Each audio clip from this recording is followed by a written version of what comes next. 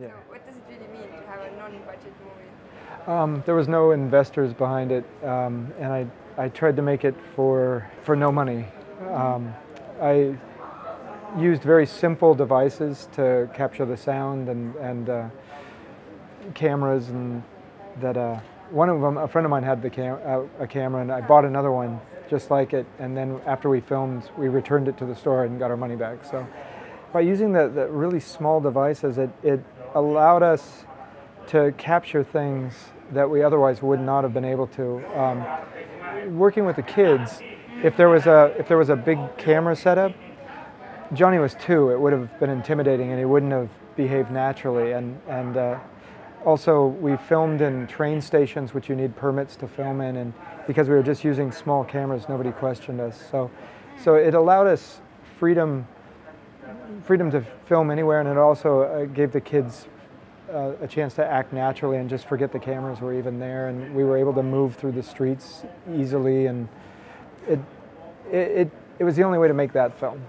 Working with adults, it can be tricky too, but the kids, I know them very well, and because they're mine, and so I wrote the parts for them, and wrote things that they would easily be able to achieve. I did the same thing when I made Stingray Sam. I worked with non-actors. Those were mostly musicians and friends, and so I wrote the parts for them as well, with the same idea that they would have to act naturally performing these roles.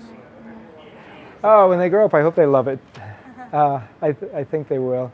Willa, she was in Stingray Sam when she was 5, and now she's almost 10, and she's gotten to a point where she's watching it and seeing herself as a 5-year-old. You know, about a year or two after, she was kind of embarrassed by it a little bit, but now she has that separation. Johnny, he's an amazing guy, and he's very very thoughtful, very sweet, very smart, and very funny.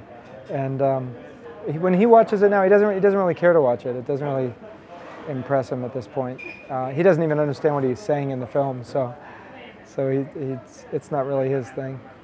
Oh, family. It's I don't know.